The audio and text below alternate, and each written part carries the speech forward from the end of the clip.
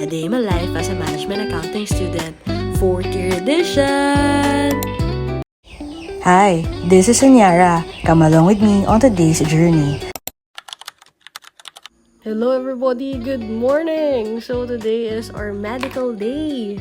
So yung classmate ko ay nanghiram ng cord. So pinahiram ko sa kanya yung extra cord ko. Diba? Napakabait kong bata. Uy! So yung may dala ako kaninang mga notebook na binibigay ng aming teacher sa mga nakauno. Uy! Nakauno ako.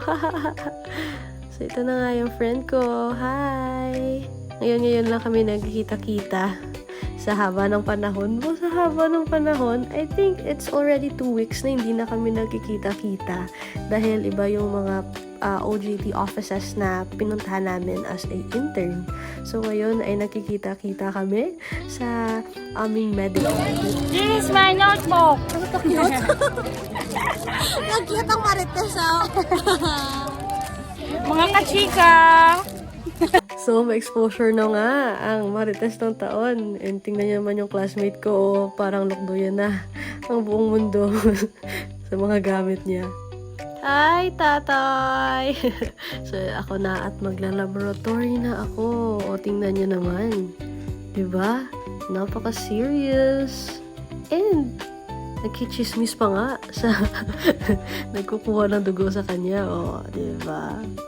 Chill yan. Dapat ganyan lang. And tapos na kami magpa-medical and punta na kami sa x-ray. Uy, x-ray na!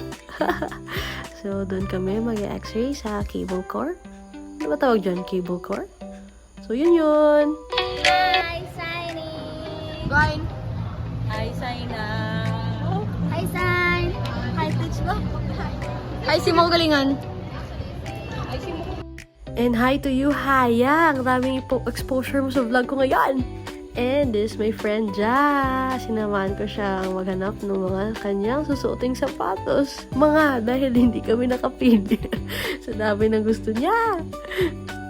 So, yun na nga. At sinamahan ko siya. Pretty. And undecided kung ano ba talaga ang gusto niya. Pero, andito pa rin ako. At siya pipiliin ko. Uy! Joke lang. So, yun lang muna guys. Thank you for watching. At samahan ko muna yung friend ko maghanap ng sapatos. Bye!